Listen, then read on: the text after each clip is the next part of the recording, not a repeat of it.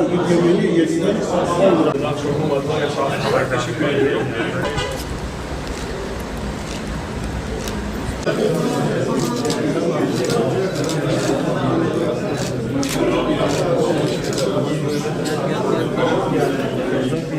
Müdürüm.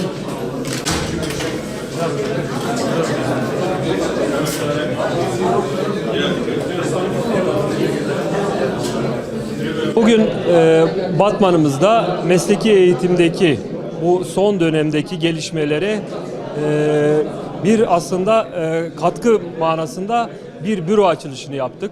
Bizim şu an 181 alanda çocukları istihdam etme şansımız var. 181 alan var. Bu işte gıdadan tutun sanayiye, işte mobilyadan tutun metale kadar birçok alan var. Bu alanların herhangi birinde bir iş kolunda başlarsa biz meslek lisesi mezunu yapıyoruz zaten çocukları. Meslek lisesi diplomasıyla mezun ediyoruz. 3308'deki özellikle bu düzenlemede bu ücret konusu da artık işletmelerin herhangi bir yükümlülüğü, külfeti kalmadı. Çocuklar ya da işte gençler bir iş yeriyle sözleşme imzaladıktan sonra her ay asgari ücretin %30'unu alacaklar. Yani ta 4. sınıfa kadar. Alfalık dönemlerinde de asgari ücretin %50'ni gene devlet tarafından kendilerine ödenir. İşletmelere herhangi bir külfet getirilmemiş. Aynı zamanda bu çocuklarımız meslek hastalıkları ve iş kazalarına karşı da sigorta kapsamına alınıyorlar. Bu düzenleme yapılmadan önce ilimizde 430 kadar işletmelerde bu kapsamda çırakımız vardı. Bugün itibariyle sayımız 2400'e çıktı. 2400 şu an çocuğumuz, gencimiz işletmelerde çıraklığa başladılar. Sözleşmelerini yapıp çıraklığa başladılar.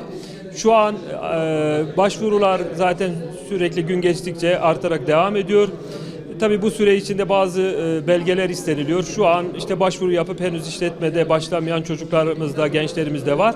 Yani gün geçtikçe bu sayı artıyor. Şimdi bu düzenlemeyle, bu değişiklikle ortaokul mezunu olan bir çocuğumuz liseyi gidip devam etme zorunluluğu yok. Lise eğitimini çırak olarak bir işletmede başladıktan sonra o işletmede 4 yılın sonunda meslek lisesi diplomasını da almış olur. Ne kadar erken çıraklığa başlanırsa o kadar tabii iş tecrübesi kazanır. Burada hem işletmeler gerçekten bundan büyük istifade edecekler. Çünkü bu çocukları kendi gözetimi altında eğitecekler. İşbaşı eğitimlerdir bu dediğimiz. Haftanın 4 günü işletmede olacak çocuk, bir günde biz bu çocuklara okula alıp kültür dersleri, kendilerine kültür dersleri vereceğiz. Geri kalan günlerde işletmelerinde usta öğreticileriyle işbaşı eğitimlerini görecekler. Yani Batman'ımızın özellikle işletmelerine, iş çevresine, büyük, küçük, orta ölçekli tüm işletmelerine büyük bir katkı sunan bir proje. Tabii ülkemize de ciddi katkı sunacak bir proje. Hayırlı olmasını diliyorum.